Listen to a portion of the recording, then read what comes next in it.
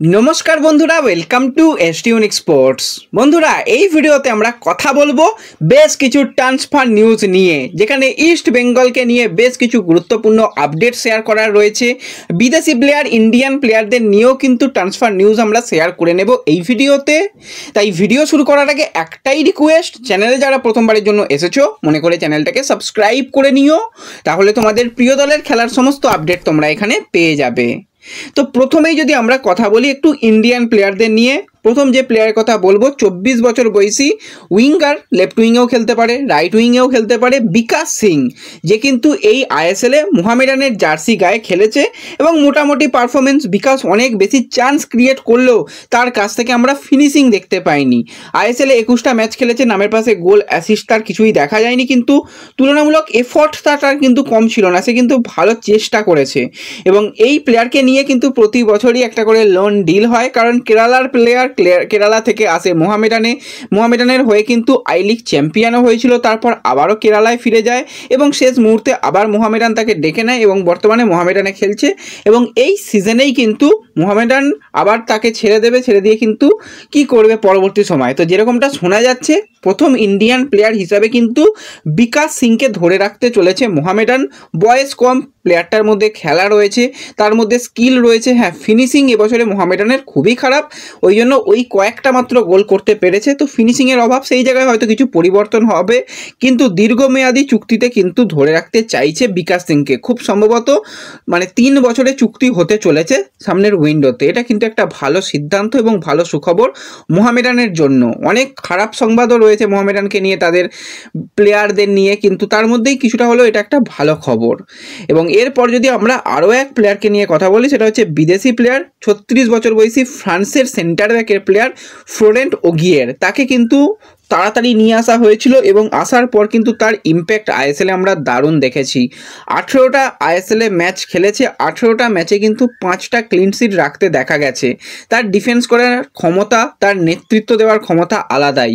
এবং ফ্রান্সেও যখন সে খেলতো, অনেক ছোট দলকে বড় টুর্নামেন্টে নিয়ে আসা, তাদের প্রমোট করার ক্ষেত্রেও কিন্তু অবদান অনেকটা ছিল। এবং এই সিজনেও ফ্লোরেন্ট কিন্তু দারুণ কাজ করেছে। 5টা ক্লিনশিটের সঙ্গে কিন্তু 17টা ইন্টারসেপশান রয়েছে এবং ডুয়েল উইন বলো বা ক্লিয়ারেন্স বলো বা সাকসেসফুল পাস বলো, সে কিন্তু যথেষ্ট ভালো করেছে। এবং একদম ট্যাকটিক্যাল বেশ কিছু ফাউল করে কিন্তু দলকে বিপদের হাত থেকে অনেক ক্ষেত্রে রক্ষা করতে দেখা গেছে। এবং গৌরব ভরার সঙ্গে কিন্তু একটা ডিফেন্সের দারুণ পেয়ার আপ করে খেলছিল এবং চান্স ক্রিয়েটও কিন্তু করেছে। প্রয়োজনে কিন্তু দলের জন্য উপরে উঠে গিয়ে চান্স ক্রিয়েট করতে তাকে দেখা গেছে। ওভারঅল তার যদি দেখা যায় ট্যাকেল উইন, সেখানেও কিন্তু 27টা তার উইন রয়েছে, ডুয়েল উইন 87টা রয়েছে, এরিয়াল উইন। তো প্রত্যেকটা জায়গায় কিন্তু নিজেকে খুব ভালো মানিয়ে নিয়েছিল ফ্রান্সের প্লেয়ার ওগিয়ের। তো ফ্রান্স থেকে অনেক প্লেয়ারই আছে, মোটামুটি সবাই ভালোই করে কম বেশি, তো এই প্লেয়ারও কিন্তু যথেষ্ট ভালো করেছে। এবার সমস্যার ব্যাপার ওই একটা জায়গাতেই, যে তার স্যালারি সে ঠিকঠাক পায়নি, সেই জন্য কিন্তু ফিফার দ্বারস্থ হয়েছে। এবং এই যে স্যালারি ইস্যুর কারণেই মূলত সে আর দলে থাকতে চাইছে না। তার সাথে কন্ট্রাক্টও শেষ হয়ে যাচ্ছে এই সিজনে। আরও একটা সিজন যদি তাকে মোহামেডান ধরে রাখতো, একটা সেট দল ধরে রাখার ক্ষেত্রে যদি এই ফ্লোরেন্টকে নিয়ে ভাবনা চিন্তা করতো, অনেক মনে হয় ভালো হতো। কিন্তু স্যালারি ইস্যু প্রচণ্ড পরিমাণে ভুগিয়েছে। এবং জোসেফ আদজেইর কথা যদি আমরা বলি, সে তো একদম প্রথম দিকেই সেই 1-2 ম্যাচ খেলার পরই সে ইনজিওর্ড হয়ে যায়, পুরো সিজন আউট হয়ে যায়। তারপর থেকে একমাত্র বিদেশি ডিফেন্ডার হিসাবে যেইভাবে খেলেছে ফ্লোরেন্ট, সত্যি প্রশংসার যোগ্য রাখে। এবং পরবর্তী সময় যদি তাকে অন্য কোনো দল, যেমন হায়দ্রাবাদ এফসি বা জামশেদপুরের মতন দল যদি তাকে নেয়, তাহলে কিন্তু তাদের ডিফেন্স অনেক বেশি শক্তিশালী হবে। এবার মোহামেডান যদি সমস্ত সমস্যার সমাধান করে ফেলতে পারে, যদি এই বিদেশিকে ধরে রাখতে পারে, তাহলে কিন্তু একটা ভালো জিনিস হবে। তো দেখা যাক পরবর্তী সময় কি হয়। কিন্তু এই মুহূর্তে যেরকমটা আপডেট রয়েছে, ফ্লোরেন্ট কিন্তু দল ছাড়তে চলেছে, ফিফার দ্বারস্থ সে হয়েছে। তো এরপর যে বিষয়টাকে নিয়ে কথা বলবো, আরও এক ইন্ডিয়ান প্লেয়ারকে নিয়ে। সেই প্লেয়ারকে নিয়ে এর আগেই তোমাদের আপডেট দিয়েছিলাম। 26 বছর বয়সী কেরালার সাইড ব্যাক, মূলত পজিশন সে লেফট ব্যাকেই বেশি ম্যাচ খেলেছে, রাইট ব্যাকেও কয়েকটা ম্যাচ খেলার অভিজ্ঞতা রয়েছে, কিন্তু ক্লাব ক্যারিয়ারে বেশিরভাগ সময় লেফট ব্যাক, লেফট মিডফিল্ডার পজিশনে খেলেছে মোহাম্মদ উভেজ। এবং জামশেদপুরের হয়ে কিন্তু ডিফেন্সের অন্যতম সেরা প্লেয়ার ছিল। টোটাল 24টা ম্যাচ উভেজের কাছ থেকে আমরা দেখতে পাই, সেখানে নামের পাশে ডিফেন্ডার হলেও 1টা গোল 1টা অ্যাসিস্ট রয়েছে। এবং উভেজের সবথেকে ভালো যেটা দিক, সেটা হচ্ছে মাথা ঠান্ডা করে ডিফেন্স করতে পারে, শেষ পর্যন্ত বলের জন্য অপেক্ষা করে শেষ পর্যন্ত বলকে একদম দেখে তারপর কিন্তু সে ফাউল করে। তো সেই জায়গা থেকে টোটাল 24 ম্যাচে একজন ডিফেন্ডার প্লাস সে সাইড ব্যাক, যেরকমভাবে এখন উইঙ্গাররা হয়েছে তাদের আটকানো কঠিন কাজ, তো সেই কাজটা যথেষ্ট ভালো করেছে এবং 24 ম্যাচে মাত্র 2টো ইয়েলো কার্ড কনসিড করেছে। তার মানে কতটা সে ধারাবাহিকতাটা মেনটেন করেছে একবার ভেবে দেখো। তো উভেজের সঙ্গেও কিন্তু কন্ট্রাক্ট শেষ হয়ে যাচ্ছে এই সিজনে এবং তাকে নেবার ব্যাপারে কিন্তু বেশ কিছু ক্লাব ইন্টারেস্ট শো করছে। আমাদের বাংলার কোনো প্রধান তাকে নেবার ব্যাপারে কথাবার্তাও ইনকোয়ারি শুরু করেছে। জামশেদপুর চাইছে তাকে ধরে রাখতে। এবার দেখো বেটার অফার পেলে কেন ক্লাব পরিবর্তন করবে না, সেটা তার পুরোপুরি ব্যক্তিগত ব্যাপার। বয়স বর্তমানে 26, একটা যদি ভালো স্যালারি, একটা যদি বড় চুক্তি সে পায়, অবশ্যই ক্লাব পরিবর্তনটা করা কোনো ব্যাপার নয়। এবং যেরকমটা খবর পাওয়া যাচ্ছে সে কিন্তু ক্লাব পরিবর্তনই করে নিতে পারে। তো দেখা যাক, যা আপডেট আসবে এই বিষয় নিয়ে পরবর্তী সময় অবশ্যই শেয়ার করে দেব। আর এই প্লেয়ারকে বিশেষত আমি অন্তত পার্সোনালি ইস্টবেঙ্গলে দেখতে চাই। ইস্টবেঙ্গলের এই সিজনে সাইড ব্যাকরা যে পরিমাণ ভুগিয়েছে, সেই জায়গায় উভেজের মতন যদি একজন প্লেয়ার যে কিন্তু যথেষ্ট ভালো ডিফেন্ডার, মাথা ঠান্ডার প্লেয়ার এলে অনেক ভালো হবে। এবার দেখা যাক কর্তারা কী করে, অনেক কিছুই করে, শেষ পর্যন্ত কিছুই হয় না। তো যাই হোক, কিছু তো ভালো হবেই, এটুকু আমরা আশা রাখতে পারি।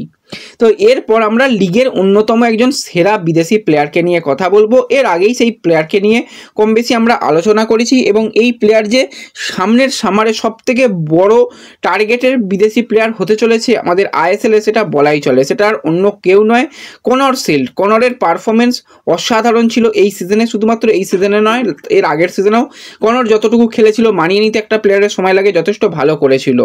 তো এই 27 বছর বয়সী স্কটল্যান্ডের মিডফিল্ডারের প্লেয়ার কিন্তু 21টা ম্যাচ খেলেছে, নামের পাশে একটা গোল, 8টা অ্যাসিস্ট রয়েছে এবং মাত্র 2টো ইয়েলো কার্ড দেখেছে। একটা ম্যাচে কিন্তু রেড কার্ডও তাকে দেখতে দেখা গেছে। এবং তো তার যদি আমরা সঠিক পাস বলি, তো সঠিক পাসের সংখ্যা কিন্তু অনেক বেশি রয়েছে, 358টা সাকসেসফুল পাস। আইএসএলের সবথেকে সেরা পাস দিয়েছে কিন্তু এই প্লাস প্লেয়ার এবং অপোনেন্ট বক্সে গিয়ে 38টা টাচ করতেও দেখা গেছে। চান্স ক্রিয়েট যদি কথা বলি, তো 76টা চান্স ক্রিয়েট, মানে ভাবতে পারছো 76টা গোলের জন্য চান্স ক্রিয়েট করেছে। কি পাস, সমস্ত কিছুই তার ভালো রয়েছে।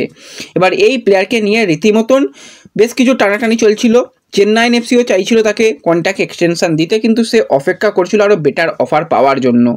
তো এই মুহূর্তে একটা বড় আপডেট বেরিয়ে আসছে, সেটা হচ্ছে প্রথম ক্লাব ইস্টবেঙ্গল তাকে নেবার ব্যাপারে চেষ্টা করছে। শুধুমাত্র ইস্টবেঙ্গল এখন নয়, যখন মাধি তালাল ইনজুরি পেয়ে সিজন আউট হয়ে যায় সেই সময় থেকেই চেষ্টা করছিল।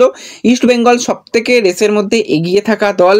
এছাড়া রয়েছে কেরালা ব্লাস্টার্স এফসি, বেঙ্গালুরু এফসির মতন দল এবং আরও যদি অন্য ক্লাবরা অফার দিয়ে থাকে তাহলে অবাক হওয়ার কিছু নেই। তার কাছে মোটামুটি 5 থেকে 6টা ক্লাবের অফার রয়েছে।